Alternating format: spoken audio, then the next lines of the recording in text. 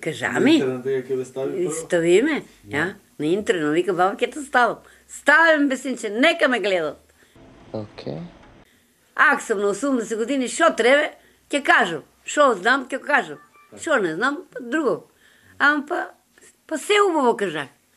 И, ете, он ме снима и готов. Ма те утепаа го, другарите, пиениците, испуштија талпата, да тепаа го Евгилија.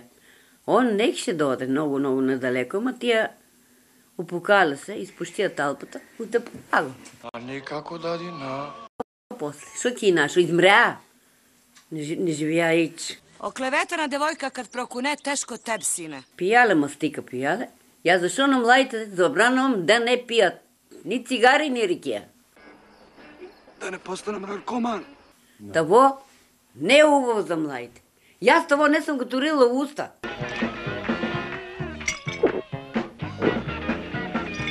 Ни по кафе сам толку, ни по рикија, ни по вино, а гроз ги береме 3 тона, 4 тона, береме ош од дете. О, малко синче. И сега пенсијата, качија е, леле, малко. 50 динара. Беше 8 зимах и 7 милдарки. И качија е, Не може нам нико ништа, ја ти свод судбине. Тогај даде, ајде за тогај. Зарадуваме се, викам на децата 9, ќе зиеме, вики 9 илдарки. Ги карате кога заглавуваат на вечер? Абе, караме ги, мама, па одат, бе. Ја, шо? Еле, како збориш тој? Не те срам. Те па одат. Вика ми, не пијте рикија. Тие рикија не се како едно време рикијата шо вараме рикија, а јеме. Јас не сум права продал. Што ве знаат луѓето? Сол, кацах, ја до ден денеска терат. Ама сака работа, сака да го копаш на рака. Без рака не го бива, офјоно.